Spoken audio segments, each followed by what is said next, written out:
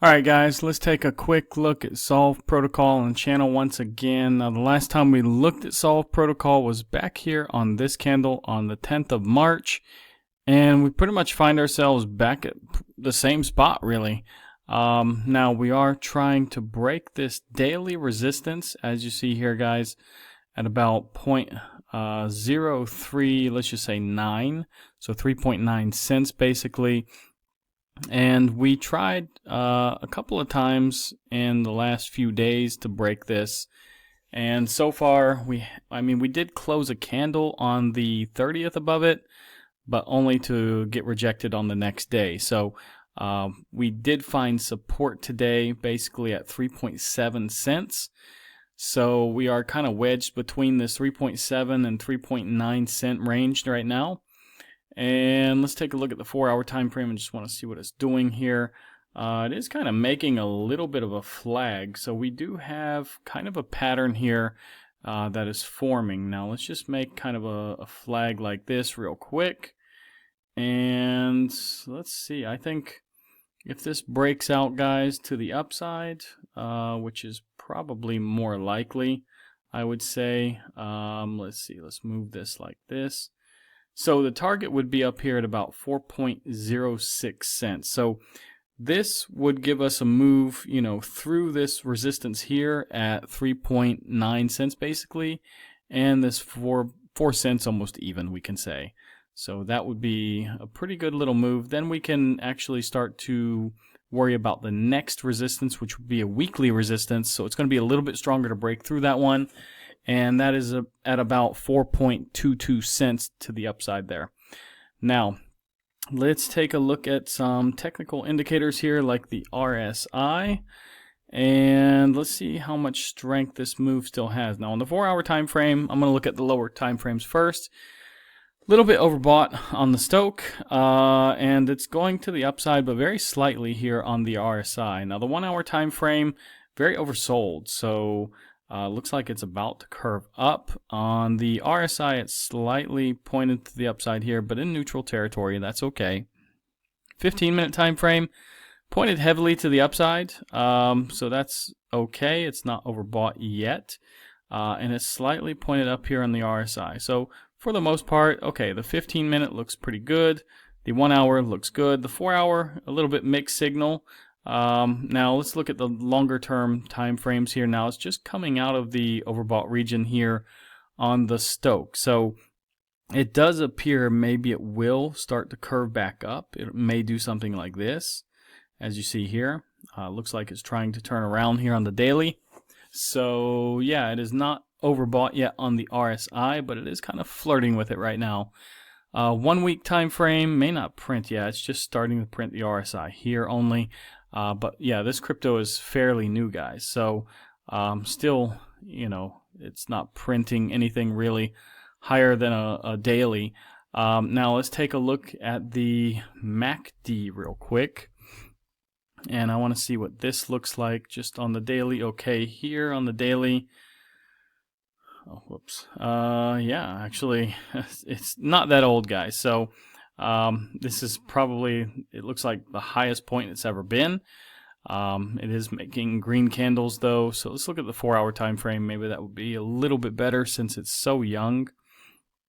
Yeah, it's pretty much in the middle. I mean, if we look at this, guys, yeah, I mean, it can run up a little bit higher. It can run as high as 0.002, and right now it's almost flat at 0. So it is starting to make some green candles though. If I zoom in here, guys, so that's actually okay. It's just starting, and they're actually deep green or dark green, we can say. So that's good too. It's not light green, so that doesn't mean it's really cooling off. So this does, it looks like it can run a bit higher. So yeah, I do think Solv Protocol is going to be one of the premier cryptos.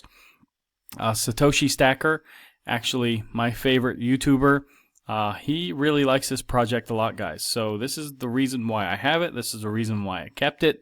I never sold it, actually. And yeah, I think this is going to be a winner, guys. Now, taking a quick look at the tokenomics of Solv Protocol, There's 8.4 billion total supply that's been created. There's 9.66 billion max supply, but only 1.48 billion is circulating right now, so that's actually not that bad, guys. I like to keep my projects under about 10 billion max supply if possible.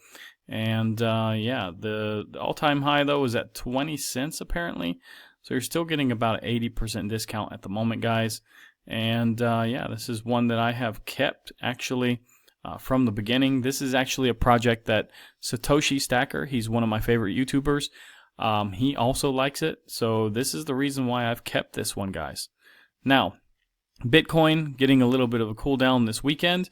However, if you were going to bet whether to long or short, you would probably go long at least until you fill the gap.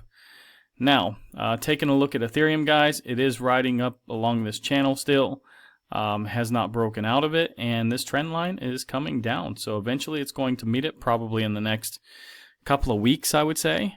And it's going to have to make a decision whether it's going to break to the upside or break down and probably, go back into this reaccumulation zone. Now, looking at the total market cap excluding Bitcoin, guys, it is breaking this trend line now. So that is actually not a good thing. We're losing this, line. So that's, yeah, it may come back down to test 969 billion once again. I'm not excited about that because, yeah, we were flirting with 1.04 trillion for the longest time. And, yeah, in the end, it looks like we are getting basically a rejection here. Now, the dominance, guys, it is so healthy, really. It just looks like it wants to go straight up. I mean, look at this. This is crazy. Although it is kind of curved a little bit, I mean, this is pretty healthy, I would say. The target of this breakout here on this flag is up here at about 95, or not 95, 65.2. If it was 95, we'd all be dead. But anyways, yeah, it's at 64.95%. For those of you holding Bitcoin, yeah, it's great for you. For those holding altcoins like me, and probably the majority of those who watch this channel, yeah, we're probably getting wrecked still. Now, taking a look at the CME gap, basically finished at 97.505. So keep that in mind, guys. We are at 95,600 basically.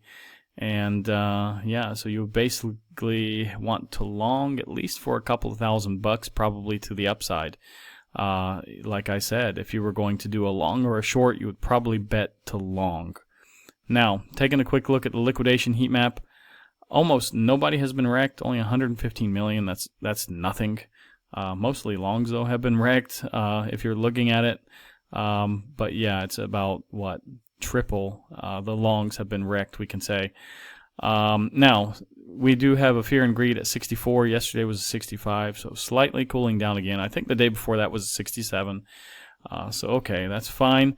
Now, if we take a look at the altcoin season index, guys, it's at a 20. It came down from, what was it, like a 28 or 29 the other day. So, yeah, let me see if I can refresh this again. And still it's at a 20, guys. So, yeah, I mean, that's basically what I expected. I'm kind of shocked we shot up to a 29 yesterday, but yeah, now we're back down at 20, and the dominance continues up, guys. Now, looking at the bull market peak indicators, guys, still 0 from 30 have been hit, still 100% hold. The Pi Cycle top indicator, guys, it does look like it wants to curve back up. Let me know what you think, guys. But here it looks like it starts to curve back around, so I do think it will cross eventually to the upside with the green line here. It's just a matter of when. But yeah, it does look like it wants to curve. Now, tomorrow we do have some PMI and some ISM numbers, but if I was going to rate it from a 1 to 10, how important, it's probably about a 4 or a 5. Now, it looks like there's almost 97% believing we're not getting a cut. And again, guys, this meeting takes place in just less than 3 days now. So, yeah, with this, 97%, I think we're probably going to not get a cut. Now, the crypto bubbles, we do have a few greens here, guys, but it's not looking so good. The last hour, let's put it on that. That looks a lot better, guys. Now, taking a look at the Coinondo here, I'm not sure if they have anything from Solv because it's so new. Let's just try it. Aha, they do actually have 8 deals.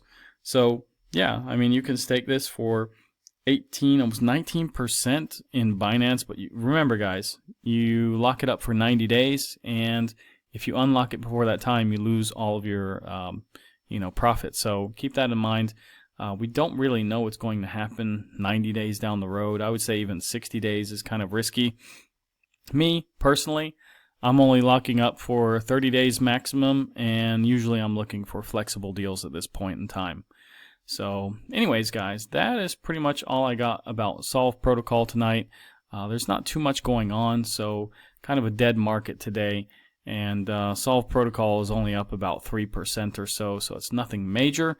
Just thought we would cover it again because, we haven't looked at it, and actually it looks pretty good here. Like I said, I do expect it will continue. I do think it will break out and go up to about 4 cents here in the short term. So anyways, guys, if you like this video, like, subscribe, activate the bell, share this video with your friends.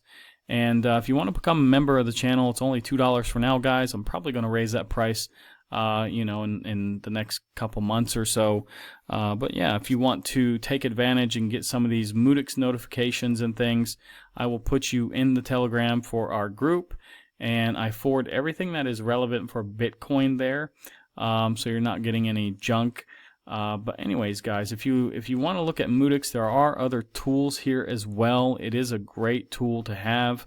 It's not just about the measurements like this, but they do have a lot of charts and indicators, so check that out too, guys. Anyways, thanks a lot for supporting the channel, and I'll see you guys in the next one.